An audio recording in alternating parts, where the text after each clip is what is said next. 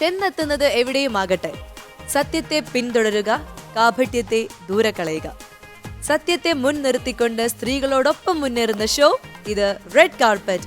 So let's begin the show. This is Red Carpet. Red കാർപ്പറ്റിന്റെ നമ്മുടെ ഇന്നത്തെ അതിഥികൾ എന്ന് പറഞ്ഞ മലയാള സിനിമാ രംഗത്തെ യുവതാരങ്ങളായ രണ്ടുപേരാണ്. അവർ രണ്ടുപേരും നമ്മുടെ ഷോവിനെ കുറച്ചും കൂടി കളർഫുൾ ആക്കാൻ പറ്റിയ രണ്ട് ഗസ്റ്റുകളാണ്. വളരെയധികം സ്നേഹത്തോടെ സ്വാഗതം ചെയ്യുന്നു വിഷ്ണു ഗോവിന്ദ് ആൻഡ് സനൂജ.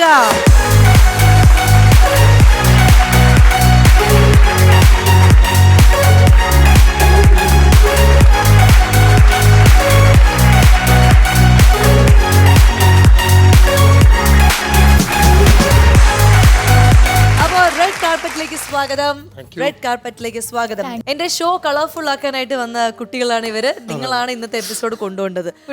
കുട്ടികൾ, അതെ കുട്ടികൾ ആണ്, പക്ഷേ മുതിർന്ന കുട്ടികളാണെന്ന് മാത്രം. എന്തായാലും നിങ്ങളുടെ കയ്യിൽ ഒരുവിധം എല്ലാ പൊടിക്കൈകളും ഉണ്ട്. പാടണമെങ്കിൽ പാട്ട്, ഡാൻസിനെങ്കിൽ ഡാൻസ്, അഭിനയം, മിമിക്രി, പിന്നെന്താ മോണോ ആക്ട്, കഥാപ്രസംഗം, കുക്കിംഗ്, അങ്ങനെ എല്ലാ അത്യാവശ്യം എല്ലാം കൈകാര്യം ചെയ്യാൻ അറിയുന്ന നല്ല കലാകാരനും കലാകാരിയാണ് ഇവിടെ വന്നിരിക്കുന്നത്. അപ്പൊ വിശേഷങ്ങളും കലാപരിപാടിയായിട്ട് നമുക്ക് മുന്നോട്ട് പോകാം. റെഡി? യെസ്. ഇരിക്കല്ലേ? അതല്ല ഇഷ്ടം, എനിക്കറിയാം വിഷ്ണുവിന് അതാണ് ഇഷ്ടം. നിൽക്കുന്ന പരിപാടി ഇഷ്ടമല്ല. അതുകൊണ്ട് വിഷ്ണുവിന് വേണ്ടി നമ്മൾ ഇരുന്ന് സംസാരിക്കാൻ പറ്റും. ഓക്കെ, അപ്പൊ വിഷ്ണു, സനൂജ, നിങ്ങളുടെ വിശേഷങ്ങൾ, പുതിയ വിശേഷങ്ങൾ, എന്തെങ്കിലും പുതിയ വിശേഷങ്ങൾ പറയാനുണ്ടോ? ഇപ്പൊ ഇറങ്ങാൻ എന്തെങ്കിലും പടങ്ങളുണ്ടോ? വെബ് സീരീസ്, അങ്ങനെ രണ്ടുപേർക്കും റിലീസ് 2 പടമുണ്ട്. ഒന്ന് 19-ാം നൂറ്റാണ്ടുണ്ട്. 19-ാം നൂറ്റാണ്ട് എനിക്ക് തോന്നുന്നു ഓണമാണ്. അതെ, എല്ലാവരും വെയിറ്റ് ചെയ്തിരിക്കണം. അതെ. പിന്നെയുള്ള നമ്മുടെ വിഷ്ണു ഉണ്ണികൃഷ്ണന്റെ കുറി എന്ന് പറഞ്ഞിട്ടൊരു പടം. അതൊക്കെയാണ് പുതിയ വിശേഷം. സനൂഷയുടെ പിന്നെ അംഗം നമ്മൾ കാണാനിരിക്കുന്നുള്ളൂ. സനൂജയുടെ അംഗം ഉടനെ തന്നെ വരും എന്നാണ് പ്രതീക്ഷിക്കുന്നത്, അല്ലേ? നല്ലൊരു അംഗമായിരിക്കും. അംഗം പടത്തിന്റെ പേരാണ്. തെറ്റിദ്ധരിക്കരുത്, പടത്തിന്റെ പേരാണ്. പടത്തിന്റെ പേരാണ്.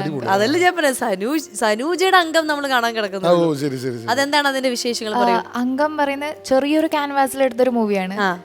നമ്മളിത് മൂവീസൊക്കെ ക്യാരക്ടർ റോൾ ചെയ്തിട്ട് തന്നെ വന്നിരിക്കുന്നത്. ഇപ്പോഴും ക്യാരക്ടർ റോൾ തന്നെയാണ്. മുൻനിരയിലാണ് സിനിമയാണെങ്കിലും ക്യാരക്ടർ റോൾ തന്നെ. ഇപ്പോൾ റിലീസിന് പാപ്പൻ, അടുത്ത മാസം ജോഷി സാറിന്റെ പാപ്പനും മഞ്ജു ചേച്ചിയുടെ വെള്ളരിപ്പട്ടണം ഉണ്ട്. ഒക്കെ ക്യാരക്ടർ റോളാ. അംഗം പറയുന്നത് എനിക്ക് സ്പെഷ്യൽ ആവാൻ കാരണം ത്രൂ ഔട്ട് ക്യാരക്ടറാ, ഒരു മെയിൻ ക്യാരക്ടറാണ്. എല്ലാവിധ ആശംസകളും. നല്ല ടൈറ്റിൽ അല്ലേ? എന്റെ ഒരു അറിവ് വെച്ചിട്ട് ഒരു ദിവസം 4 സിനിമ ഒരു ഒറ്റ ഇരിപ്പിന് കാണുന്ന ഒരു വ്യക്തിയാണ്, അല്ലേ? ഞാൻ ആക്ച്വലി അത് സത്യമായിട്ടുള്ള ഒരു കാര്യമാട്ടോ. എന്നെ അടുത്തറിയാവുന്ന ആൾക്കാർക്ക് അറിയാവുന്ന കാര്യമാണ്. തള്ളല്ല. അതെ, 4 സിനിമ വരെ കണ്ടിട്ടുണ്ടെന്നാണ്. അല്ല, എല്ലാ ദിവസവും 4 സിനിമ കാണുമെന്നല്ല. നമ്മൾ വെള്ളിയാഴ്ച റിലീസ് ആവുന്ന ഓൾമോസ്റ്റ് എല്ലാ പടങ്ങളും ബാക്ക് ടു ബാക്ക് കാണാറുണ്ട്. അതുകൊണ്ടായിരിക്കും ഒരു സംവിധാനം അല്ലെങ്കിൽ സംവിധായകനുള്ളിൽ കിടന്നതും അത് പുറത്തു വന്നതും ഒക്കെ. അതെ. അങ്ങനെ ഇപ്പൊ ബേസിക്കലി എനിക്ക് സ്ക്രീൻ പ്ലേ എഴുത്താണ്. നമുക്ക് അത് സ്ക്രീൻ പ്ലേ നരേറ്റ് ചെയ്യുക എന്നൊക്കെ ഉള്ളതാണ് എൻ്റെ ഒരു ബേസിക്കലി ഒരു ഇൻട്രസ്റ്റിംഗ് ആയിട്ട് ഞാൻ പഠിക്കുമ്പോൾ പോലുള്ള ഒരു ഇൻട്രസ്റ്റ് വന്നേ.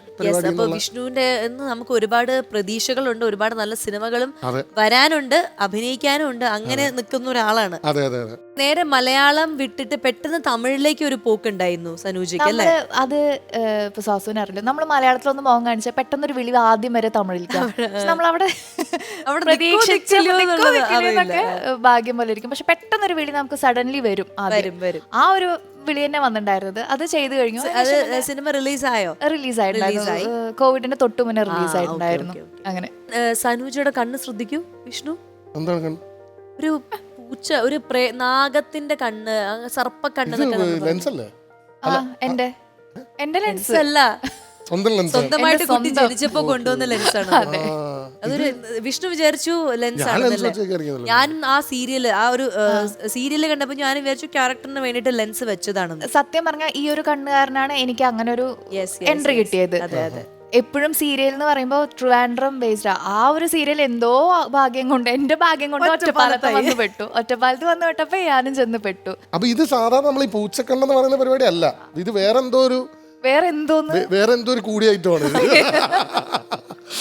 ഇത് എനിക്ക് തോന്നുന്നു പൂച്ചക്കണ്ണല്ല, ഒരു ഗോൾഡനിഷ്, ഒരു ബ്രൗണിഷ്, ഒരു ബ്ലാക്കിഷ് എന്തെങ്കിലും. ഈ കണ്ണു വെച്ചിട്ട് ആരെങ്കിലും പേടിപ്പിച്ചിട്ടുണ്ടോ കുട്ടികളെ കുഞ്ഞായിരിക്കുമ്പോ? ഇല്ല, എനിക്ക് തോന്നിയിട്ടില്ല അത് സ്പെഷ്യൽ ആണെന്ന്. എന്നെ സ്ഥിരം കാണുന്നവർക്കും തോന്നിയിട്ടില്ല. പെട്ടെന്ന് ആരെങ്കിലും കാണുമ്പോ ചോദിക്കുന്ന അല്ല തമാശല്ല കാര്യമായിട്ട് ചോദിച്ചാ പൂച്ചക്കണ്ണൊക്കെ ഇരുട്ടത്ത് എന്തോന്ന് ഇരുട്ടത്ത് ഗ്ലോ അല്ല നമ്മള് പൂച്ചയുടെ കണ്ണിങ്ങനെ ഇരുട്ടത്ത് ആ ഇരുട്ടത്ത് ഗ്ലോ ചെയ്യും അതല്ല കാര്യമായിട്ട് പറഞ്ഞത്. അതുപോലെ ഉണ്ടോ? ഇല്ല. അല്ല നിനക്കറിയില്ലല്ലോ നീ എങ്ങനെ ഞാൻ എങ്ങനെ കാണാൻ ആ അതാ പറഞ്ഞ അല്ല അങ്ങനെ ആരും അപ്പൊ ഇനി പറഞ്ഞിട്ടൊന്നും മുതൽ ഞാൻ ഇനി ലൈറ്റ് ഒക്കെ ഓഫ് ആയിട്ട് കണ്ണാടിന് മുന്നിൽ പോയി ആ ഒരു അല്ല, സെൽഫി അങ്ങനെ ചിലപ്പോ എടുത്തിട്ട് കാണണമെന്നില്ല. വിഷ്ണുവിന് അയച്ചു കൊടുത്താൽ മതി. ഇത് ഇരുട്ടത്ത് സെൽഫി എടുക്കാൻ നന്നായിരിക്കും. അല്ല അങ്ങനെയല്ല, ആ എന്താ വെച്ചാൽ ഫ്ലാഷ് ഓൺ ചെയ്തിട്ട് ഇങ്ങനെ. ആ അപ്പൊ എങ്ങനെ ഗ്ലോ ചെയ്യുന്നേ? ഇരുട്ടത്തല്ലേ ഗ്ലോ ചെയ്യും. ആ അപ്പൊ ഫ്ലാഷ് ഇട്ട് എടുക്കാൻ പറ്റില്ല. അപ്പൊ വേറെ ആരെ കൊണ്ട് എടുപ്പിക്കണം എന്തെങ്കിലും ആ ഒന്ന് ടെസ്റ്റ് ചെയ്ത് നോക്കിട്ട് പറഞ്ഞാൽ മതി കേട്ടോ. അല്ല ഫ്രണ്ട് ക്യാം ഫ്ലാഷ് ഉള്ള ക്യാം അതല്ല നമ്മുടെ അതല്ലേ എന്നാ വിട്ടേക്ക് അടുത്തത് ഒരു കുട്ടിയുടെ കണ്ണ് ഗ്ലോ ചെയ്യില്ല. അതാണ് എന്റെ അന്തിമ തീരുമാനം. സർട്ടിഫിക്കറ്റ് ഒപ്പിട്ടു. ഇനി കണ്ണിനെ കുറിച്ച് മിണ്ടരുത്. അതെ അതെ. ഈ കിളിയുടെ ബാക്കി വിശേഷങ്ങൾ പറയൂ. കിളി ഇപ്പൊ എത്ര ഫസ്റ്റ് സീസൺ കഴിഞ്ഞിട്ടിരിക്കുകയാണ്. ഫസ്റ്റ് സീസൺ കഴിഞ്ഞിരിക്കുകയാണ്. നമ്മള് 2020 ഫുൾ ആ ഹോട്ടലിൽ തന്നെയായിരുന്നു അല്ലേ? ആ നമ്മള് ഫ്ലാറ്റ് ആയിട്ട് അതിനെ കൺവേർട്ട് ചെയ്തിട്ട് അതെ അങ്ങനെ ചെയ്തത്. സെക്കൻഡ് സീസൺ നമ്മളിങ്ങനെ സ്റ്റാർട്ട് ചെയ്യാൻ നിൽക്കുന്ന സമയത്ത് എല്ലാവരും പെട്ടെന്ന് തിരക്കായി. കാർത്തിക് ശങ്കറിലേക്ക് എത്തിയത് മുന്നേ നേരത്തെ പരിചയം ഉണ്ടായിരുന്നോ നിങ്ങൾ? കാർത്തിക് ആക്ച്വലി ഞാൻ നമ്മുടെ അജുവേട്ടനാണ് അത് പ്രൊഡ്യൂസ് ചെയ്തിരിക്കുന്നത്. അപ്പൊ അജുവേട്ടനും കാർത്തിക്കും ഭയങ്കര കണക്ട് ആണ്. അപ്പൊ ഞാൻ ഈ ക്യാരക്ടർ ഇങ്ങനെ ആരെ ചെയ്യും എന്നിങ്ങനെ ആലോചിച്ചിരുന്ന സമയത്ത് അജുവേട്ടനാണ് പറഞ്ഞത് നീ കാർത്തിക്കിന്റെ അടുത്ത് പോയി പറയാറ്. അപ്പൊ കാർത്തിക് മറ്റേ ഷോർട്ട് ഫിലിം ഇൻഡസ്ട്രിയിലെ സൂപ്പർ സ്റ്റാറാണ്. അവന്റെ അടുത്ത് പോയി കഥ പറഞ്ഞപ്പോ അവൻ ഓക്കെ. സനൂജ അതായത് മോഡലിംഗ് രംഗത്തും സജീവമായി നിൽക്കുന്ന ഒരാളാണ് അല്ലേ? മോഡലിംഗ് ഞാൻ അത്ര അങ്ങോട്ട് അയ്യോ ഇല്ല. വിക്കിപീഡിയ എന്നോട് അങ്ങനെ അങ്ങനെയല്ലേ ഞാൻ ഉദ്ദേശിച്ചത്. നമ്മള് ഞാൻ പറഞ്ഞു ഞാൻ മീഡിയ വഴി ചാനലിലാണ് ഞാൻ വന്നത് എൻട്രി. അവിടെ നിന്നാണ് നമ്മുടെ ഒരു നിലനിൽപ്പാണല്ലോ. മോഡലിംഗിലും കൂടി ഒന്ന് ആക്റ്റീവ് ആകുമ്പോഴാണല്ലോ നമുക്ക് ഇപ്പുറത്ത് ഒരു നിലനിൽപ്പ് ഉണ്ടാവുക. ആ ഒരു കണക്ഷൻ. അപ്പോൾ ഇനി ഭാവിയിൽ എന്തെങ്കിലും ഒരു ക്യാരക്ടർ ചെയ്യണമെന്ന് സനൂജിക്ക് പ്ലാൻ അല്ലെങ്കിൽ ആഗ്രഹം അങ്ങനെ പ്രത്യേകിച്ച് പ്ലാൻ ഒന്നുമില്ല. നമ്മളെ കയ്യിൽ കിട്ടുന്ന ക്യാരക്ടർ നന്നാക്കി ചെയ്യണം എന്നുള്ളൊരു തന്നെയുള്ളൂ. വിഷ്ണുവിന് ഹ്യൂമർ ക്യാരക്ടേഴ്സ് ചെയ്യാൻ ഇഷ്ടമുള്ള ഭയങ്കര ഇഷ്ടമാണല്ലേ? ഭയങ്കര ഇഷ്ടമാണെന്ന് ഭയങ്കര ഇഷ്ടമാണ്. നന്നായി വഴങ്ങുമെന്ന് എപ്പോഴെങ്കിലും തോന്നിയിട്ടുണ്ടോ ഹ്യൂമർ ക്യാരക്ടർ? അതെനിക്ക് തോന്നുന്നു ഫസ്റ്റ് അത് വലിയൊരു കോൺട്രാസ്റ്റ് ഉണ്ട് ഇതിനകത്ത്. കാരണം എന്റെ ആദ്യത്തെ പടം ഞാൻ ആദ്യമായിട്ട് മുഖം കാണിക്കുന്ന പടം ഇയോബിന്റെ പുസ്തകമാണ്. അതിൽ ചെമ്മൻ ചേട്ടന്റെ ചെറുപ്പമായിട്ട് ആ ക്യാരക്ടർ എന്ന് പറഞ്ഞാൽ ഭയങ്കര ഡാർക്കായിട്ട് ഭയങ്കര വൃത്തികെട്ട ഒരു ക്യാരക്ടറായിരുന്നു. അപ്പൊ അത് കഴിഞ്ഞിട്ട് അതിൽ നിന്നുള്ള വലിയ പിന്നെ അത് കഴിഞ്ഞ് ഒരു 2 കൊല്ലം കഴിഞ്ഞ് 3 കൊല്ലം കഴിഞ്ഞിട്ടാണ് മെക്സിക്കൻ അപാര സംഭവിക്കുന്നത്. അപ്പൊ മെക്സിക്കനിൽ ആക്ച്വലി ആ ഹ്യൂമർ ക്യാരക്ടർ ആയതുകൊണ്ടും അത് വർക്കൗട്ട് ആയതുകൊണ്ടും ആ സിനിമ വർക്കൗട്ട് ആയതുകൊണ്ടും പിന്നെ കുറെ മറ്റേ കോമഡി വന്നു എന്നുള്ളതാണ്. പക്ഷെ എനിക്ക് തോന്നുന്നു ഞാൻ അതല്ലാതെ ഇപ്പോൾ ചാലക്കുടിക്കാരൻ ചങ്ങാതിയിലാണെങ്കിലും പ്രേമസൂത്രം എന്ന് പറഞ്ഞാൽ ഞാനും ബാലു ഒരു പടം ചെയ്തിട്ടുണ്ടായിരുന്നു. അതിലൊക്കെ കുറച്ച് നെഗറ്റീവ് ഷെയ്ഡുള്ള കുറച്ചൊരു ക്യാരക്ടർ ഓറിയൻറ്റഡ് ആയിട്ട് ഹ്യൂമർ മാത്രമല്ലാതെ ഉള്ളൊരു പരിപാടിയിലുള്ളൊരു സാധനം. കഴിഞ്ഞ കൊല്ലം IFFKക്ക് വേണ്ടിയിട്ടൊൊരു പടം ചെയ്തിരുന്നു. അതിൽ ഞാനായിരുന്നു ലീഡ്. അതൊരു എക്സ്പെരിമെൻ്റൽ പടമാണ്. ഇപ്പം നമ്മുടെ വാസന്തിയൊക്കെ പോലെ എക്സ്പെരിമെൻ്റൽ പടമാണ്. അപ്പോൾ അതിൻ്റെ അകത്ത് ഈ പറയുന്ന പോലെ അതിൻ്റെ അകത്ത് ഞാൻ ചിരിക്കുന്നേ ഇല്ല. അതിൻ്റെ അകത്ത് ചെറിയൊരു റൈറ്ററിന്റെ കഥയൊക്കെയാണ്. അതെ IFFKയിൽ നല്ല റിസപ്ഷൻ ഉണ്ടായിരുന്നു. ഈ സ്വന്തമായിട്ട് ഡയറക്റ്റ് ചെയ്യാൻ ഒരു അവസരം കിട്ടിക്കഴിയുമ്പോൾ ഈ കൊമേഴ്ഷ്യൽ മൂവീസ് ആണോ അത് ഇതേപോലുള്ള ഇൻഡിപെൻഡന്റ് സിനിമകൾ എക്സ്പെരിമെന്റ് ചെയ്യാനുള്ള ആഗ്രഹം അങ്ങനെ ഉണ്ടോ? എനിക്ക് ബേസിക്കലി സത്യം പറഞ്ഞാൽ എനിക്ക് രണ്ടാമത് പറഞ്ഞ കൊമേഴ്ഷ്യൽ പടം അല്ലാതെ നമുക്ക് എക്സ്പെരിമെന്റൽ പടങ്ങൾ ചെയ്യാം എന്നുള്ള ഒരു സാധനമാണ്. കാരണം നമുക്ക് കുറച്ചുകൂടെ അതിൽ നിന്ന് പിന്നീട് നമുക്ക് ഈ പറയുന്ന നല്ല ഇതിലേക്കുള്ള ഒരു സ്പേസ് പോലെ. കാരണം ഇപ്പോഴും നമ്മുടെ പ്രൊഡക്ഷനും അല്ലെങ്കിൽ ഇതൊക്കെ കൺഫൈൻഡ് ആയിട്ട് ചെറുതാകുമ്പോഴായിരിക്കും നമ്മുടെ ക്രിയേറ്റിവിറ്റി കൂടുക എന്ന് പറയുന്ന ഒരു കാര്യമുണ്ട്. ഈ സനൂജയുടെ അതായത് നിങ്ങൾ ഒരുമിച്ച് അഭിനയിച്ചപ്പോൾ കുറെ മണ്ടത്തരങ്ങൾ ചെയ്തു എന്ന് ഞാൻ കേട്ടു. അതല്ലാണ്ടും എല്ലാ സെറ്റിലും കുറെ മണ്ടത്തരങ്ങൾ ചെയ്യും. ഇന്ന് രാവിലെ വരെ ഒരു വലിയ മണ്ടത്തരം ചെയ്തിട്ടാണ് കുട്ടിയുടെ പെടലി. അത് ഞാൻ പറഞ്ഞുതരാം. അതായത് ഒറ്റപ്പാലത്ത് നിന്ന് ഇവിടെ ട്രെയിനിലാണ് വരുന്നത്. അപ്പം എന്താ സംഭവം പറഞ്ഞാൽ മേളിൽ കിടന്ന ഡയറക്റ്റ് AC ആയിരിക്കും. അപ്പൊ അത് ബുദ്ധിമുട്ടാണ്. താഴെ പിന്നെ ഈ പ്രായം കൂടിയ ആൾക്കാരായിരിക്കും കാണാം. അപ്പൊ എന്ത് ചെയ്ത് മിഡിൽ ബർത്ത് തന്നെ സെറ്റ് ചെയ്ത് മിഡിൽ ബർത്തിൽ കയറി കിടന്നുറങ്ങി അടിപൊളിയായിട്ട് ഉറങ്ങി. പിന്നെ നല്ല ചിൽ വൈബായതുകൊണ്ട് പെട്ടെന്ന് ഉറങ്ങി. രാത്രിയിലും കാണും 1 മണിക്കൊക്കെ ഉണ്ടായിരുന്നു അല്ലേ? 1 മണിക്ക്. അപ്പൊ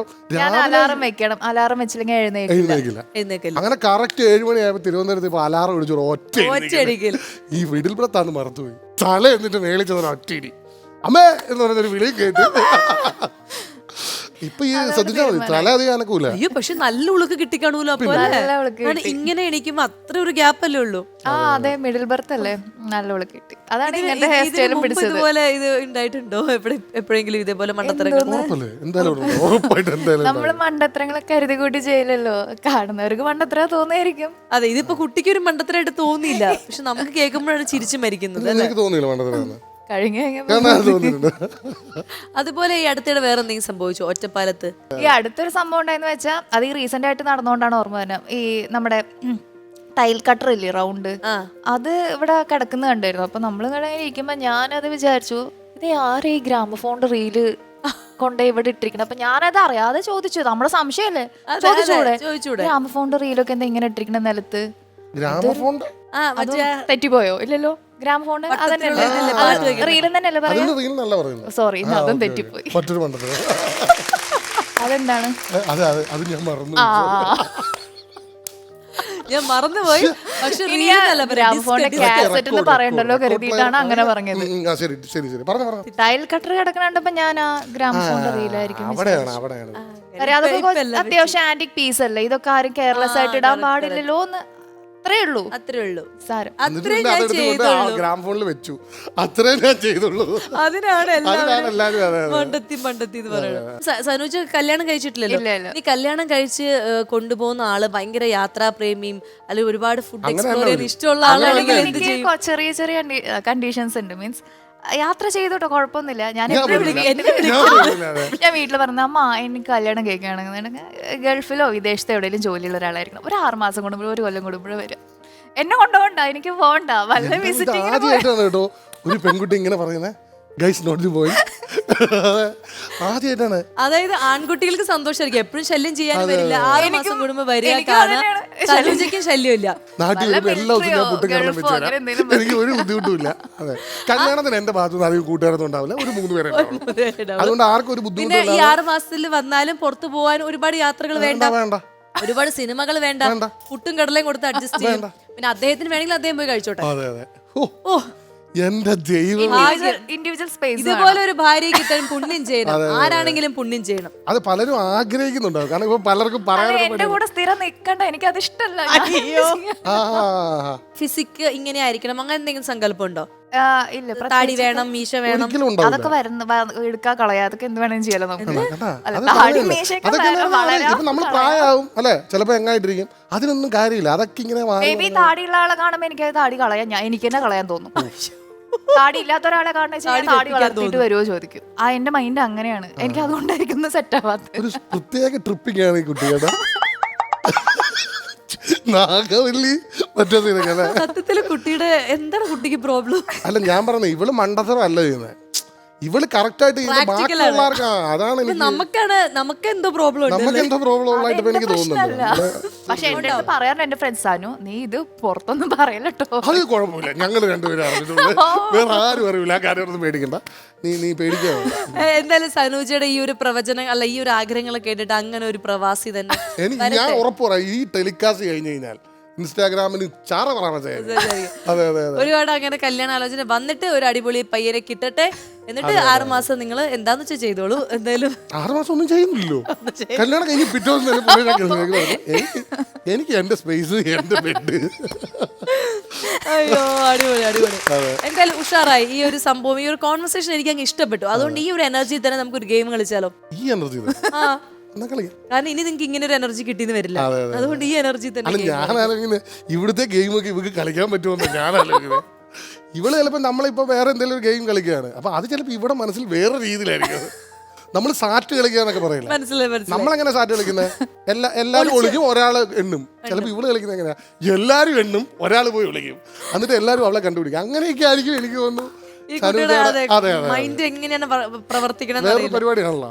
എന്തായാലും എന്റെ ഒരു ഗെയിം ഉണ്ട്, ഞാനൊരു ഗെയിം പ്ലാൻ ചെയ്ത് വെച്ചിട്ടുണ്ട്. ആ ഗെയിം നിങ്ങൾ അതേപോലെ തന്നെ കളിക്കണം എന്നാണ് എന്റെ ആഗ്രഹം. അതേപോലെ തന്നെ. പക്ഷെ തിരിയും എന്താ ചെയ്യാ? അത് ഈ രണ്ടുപേര് കളിക്കുന്നല്ലേ? രണ്ടുപേര് കളിക്കുന്നതാണ്, ഒറ്റയ്ക്ക് കളിക്കാൻ പറ്റില്ല. അല്ലെങ്കിൽ ഞാൻ ആ മൂലയ്ക്ക് പോയി ഞാൻ കളിച്ചോളാം, പ്ലീസ് എന്നെ അങ്ങോട്ട്. രണ്ടുപേരും കളിക്കണം, പക്ഷെ രണ്ടുപേരും ആ ഒരു കോമ്പറ്റീഷൻ മൈൻഡ് ഉണ്ടാവണം. കാരണം ഒരാളെ തോൽപ്പിക്കണം എന്നുള്ള വാശിയും വീറോട് കൂടി കളിക്കണം. റെഡി? അപ്പോ പണിപാളി എന്നുള്ള സെഗ്മെന്റിന് വേണ്ടിയിട്ട് വളരെ ആത്മവിശ്വാസത്തോടുകൂടി വന്ന് നിൽക്കുകയാണ് രണ്ടുപേര്. ഇല്ല, പക്ഷെ മുഖം കാണുമ്പോ അങ്ങനെ തോന്നുന്നു, പ്രത്യേകിച്ച് സനൂജയുടെ ആത്മവിശ്വാസത്തിന് നിറകുടമാണ്. ഇനി ഇതെന്താണെന്ന് മനസ്സിലായോ? നമ്മുടെ എല്ലാത്തിന്റെ പേര് പറഞ്ഞു തോന്നുന്നത്. ഇത് ബലൂൺ. ഇതെന്താണ്? ബലൂൺ. യെസ്. അപ്പൊ ഇതെന്താ വെച്ചാൽ കളിക്കണെന്ന് വെച്ചാൽ നിങ്ങൾ ഇതാ ഇവിടെ നിൽക്കണം. ഇവിടെ നിന്നിട്ട് നിങ്ങളുടെ തല വെച്ചിട്ട് നെറ്റി വെച്ചിട്ട് ഇതിങ്ങനെ ബലൂൺ ഇങ്ങനെ ഹെഡ് ചെയ്ത് ഇങ്ങനെ മാക്സിമം നിങ്ങൾ നിർത്തണം. ഈ ലെവലിലേക്ക് ബലൂൺ വരാൻ പാടില്ല. അതായത് ഇതിന്റെ താഴേക്ക് ബലൂൺ പോകും. ഈ നമ്മുടെ ഈ ഭാഗത്തേക്ക് താഴത്തേക്ക് ബലൂൺ വരാൻ പാടില്ല. അതിങ്ങനെ മുകളിൽ തന്നെ ഹിറ്റ് ചെയ്തുകൊണ്ടിരിക്കണം. അങ്ങനെ എത്ര സമയം വളരെ നീറ്റായിട്ട്. ഇപ്പൊ കുറെ ഇങ്ങോട്ടൊക്കെ പോയിട്ടൊക്കെ ചെയ്ത് കഴിഞ്ഞാൽ ഞാൻ അതനുസരിച്ച് പോയിന്റ് കുറയ്ക്കും. ജയിച്ചു കഴിഞ്ഞാൽ വളരെ സ്വീറ്റ് ആയിട്ടുള്ള ഒരു സമ്മാനവും ആൻഡ് തോറ്റു കഴിഞ്ഞു കഴിഞ്ഞാൽ വളരെ കൈപ്പേറിയ ഒരു പണിഷ്മെന്റ്. അപ്പൊ ഗെറ്റ് റെഡി, എല്ലാത്തിനും മനസ്സ് തയ്യാറായിരിക്കും. ആദ്യം സനൂജനോട് കറക്റ്റ് ആയിട്ട് പറഞ്ഞു കൊടുക്കുക. സനൂജ മനസ്സിലായല്ലോ അല്ലേ? ഇവിടെ നിന്ന് അങ്ങോട്ട് പോകാൻ പാടില്ല. ഇവിടെ നിന്ന് അങ്ങോട്ടല്ല. ഓയ് ഞാൻ പോയി നിൽക്കട്ടെ. Ready ready 1 2 3 music. കൊറേ നേരം ഹിറ്റ് നോക്കട്ടെ എത്ര സമയം. സെന്ററിലേക്ക് കൊണ്ടുപോവാ.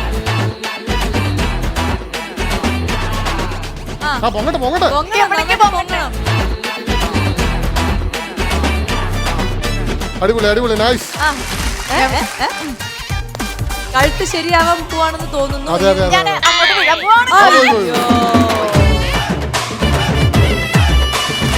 കഴുത്ത് ശരിയായോ? ഈ ഗെയിം കളിക്കുന്നതിന് മുമ്പ് തന്നെ പറഞ്ഞിരുന്നു ഈ ഗെയിം കളിച്ച് എന്റെ കഴുത്ത് ശരിയാവുന്നു. ഏകദേശം ശരിയായെന്ന് തോന്നുന്നു.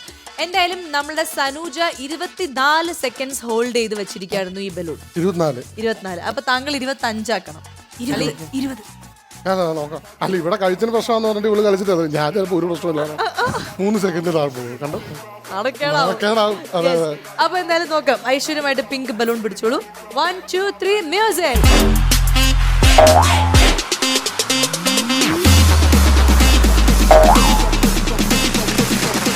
നല്ല ഭംഗി. അയ്യോ വീഴാമോ. നട്ടകൊണ്ട് കഴിഞ്ഞു. കുട്ടി പഴയ ഫുട്ബോൾ പ്ലെയർ ആണെന്നാണ് എനിക്ക് തോന്നുന്നത്. പക്ഷെ ഒരു വെറൈറ്റി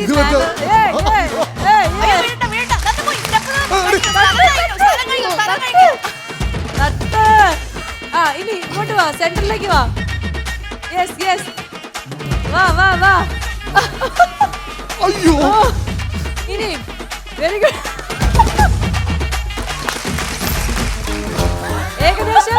ഏകദേശം ജയിച്ച് കഴിഞ്ഞിരിക്കുകയാണ്.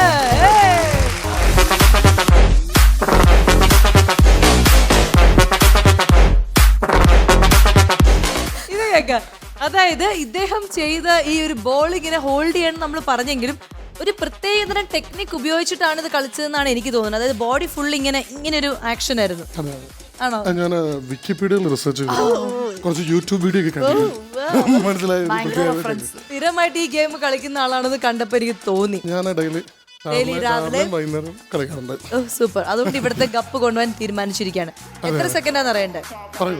ഏകദേശം എത്ര ആയിരിക്കും? ഞാനൊരു 60 എന്തോ ലോട്ടറിക്ക് 52 സെക്കൻഡ്. ഞാനൊരു 62 പ്രതീക്ഷിച്ചു. എന്തായാലും ഈ ഗെയിമിൽ തോറ്റിരിക്കുന്നത് സനൂജയാണ് ആൻഡ് ജയിച്ചിരിക്കുന്നത് വിഷ്ണു ഗോവിന്ദ്. അപ്പൊ വിഷ്ണു ഗോവിന്ദന്റെ ഈ ഒരു എന്താ ശരീരവും രൂപവും ഒക്കെ കാണുമ്പോൾ എന്റെ മനസ്സിൽ തരാൻ തോന്നുന്ന ഒരു സമ്മാനമുണ്ട്. ഒരു സ്വീറ്റ് ആയിട്ട്. കാരണം ഇങ്ങനെ കുഞ്ഞുങ്ങളുടെ പോലത്തെ കവളും അങ്ങനത്തെ മുടിയൊക്കെ കണ്ടില്ലേ? കുഞ്ഞുങ്ങൾ ജനിക്കുമ്പോ തന്നെ ഇങ്ങനെ ചുരുണ്ട മുടി. അപ്പൊ അങ്ങനെ ഓമനത്വമുള്ള വിഷ്ണുവിന് ഞാൻ ഓമനത്വമുള്ള ഒരു സമ്മാനം കൊണ്ടുവരാം. റെഡി?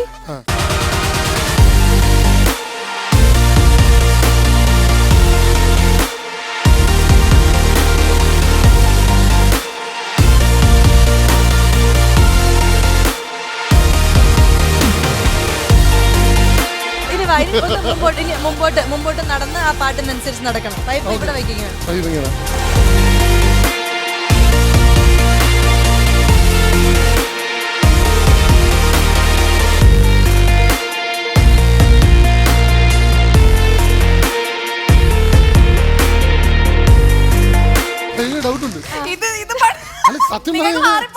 ഇത് പണിഷ്മെന്റ് ആർക്കാന്നുള്ള എനിക്ക് മനസ്സിലാവുന്നത്.